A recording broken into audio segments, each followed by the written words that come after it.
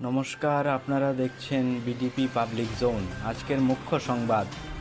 সপ্তাহান্তে অবিরাম বৃষ্টিপাত মিজোরামের বিভিন্ন স্থানে ব্যাপক ধ্বংসযজ্ঞের সৃষ্টি করেছে, যার ফলে একজন ব্যক্তি নিহত হয়েছেন এবং মমিত ও আইজল জেলার সড়ক সংযোগ বড় ধরনের বিঘ্ন ঘটেছে।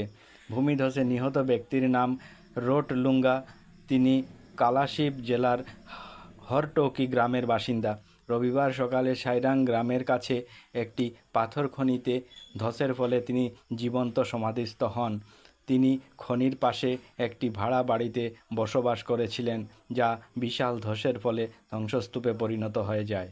বিয়ের প্রলোভন দিয়ে 15 বছরের যুবতীকে ধর্ষণ ও 5 মাসের অন্তঃসত্ত্বা করার অভিযোগে পাকড়াও হলো বয়স 21-এর এক মাদ্রাসা ছাত্র। নাম আতাউর রহমান লস্কর, মেয়ের নাম আজুরা খানম। উভয়ের বাড়ি হাইলাকান্দি বিধানসভা সমষ্টির ভজন্তীপুর দ্বিতীয় খণ্ড, কাটাখাল নদীর পূর্ব পারে। তদন্তের স্বার্থে উভয়কেই পুলিশ হাইলাকান্দি সদর থানায় আটকে রেখেছে। সোনার বিস্কুট পাচার করতে গিয়ে ধরা পড়ল মণিপুরের যুবক। ধৃত খামনিউ জেলার 32, মণিপুরের চূড়াচাঁদ জেলার লমকা এলাকার বাসিন্দা। তার কাছ থেকে বাজেয়াপ্ত করা হয়েছে 3টি সোনার বিস্কুট। চোরাই বাজারে এসবের মূল্য প্রায় 45 লক্ষ টাকা। সোমবার রাজ্যসভায় নবনির্বাচিত বিজেপি সাংসদ কোনাথ পুরকায়স্থ শপথ গ্রহণ করেন সংস্কৃত ভাষায়।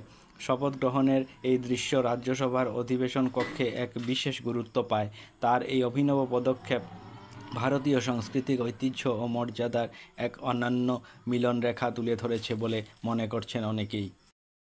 হঠাৎ স্বাস্থ্যের অবনতি হওয়ার ফের শিলচর মেডিকেল কলেজ হাসপাতাল ইন্টেন্সিভ কেয়ার ইউনিটে ভর্তি করা হয়েছে প্রাক্তন কেন্দ্রীয় মন্ত্রী কবীন্দ্র পুরকায়স্থকে। পরিবার সূত্রে খবর অনুযায়ী রবিবার কাশি এবং শ্বাসকষ্টের জন্য তাকে হাসপাতালে নিয়ে যাওয়া হয়। তার পুত্র কনাদ পুরকায়স্থ শপথ গ্রহণের জন্য দিল্লিতে রয়েছেন। তিনি জানিয়েছেন তার বাবা এখন ভালো আছেন। হাসপাতালের বিশিষ্ট চিকিৎসকরা তার পাশেই রয়েছেন। ভয়াবহ বিমান দুর্ঘটনায় বাংলাদেশে।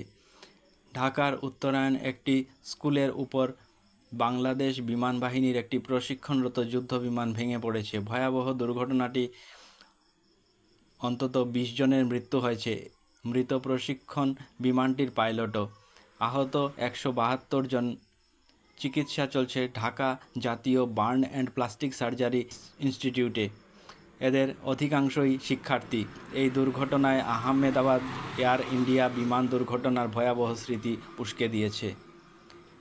ভারতের উপরাষ্ট্রপতি এবং রাজ্যসভার চেয়ারম্যান জগদীপ ধনখড় হঠাৎ তার পদ থেকে সরে দাঁড়ানোর সিদ্ধান্ত নিয়েছেন। সোমবার সন্ধ্যায় রাষ্ট্রপতি দ্রৌপদী মুর্মুর উদ্দেশ্যে পাঠানো এক চিঠিতে তিনি জানিয়েছেন, চিকিৎসকদের পরামর্শ মেনে এবং নিজের স্বাস্থ্যকে প্রাধান্য দিয়ে তিনি এই সিদ্ধান্ত নিচ্ছেন।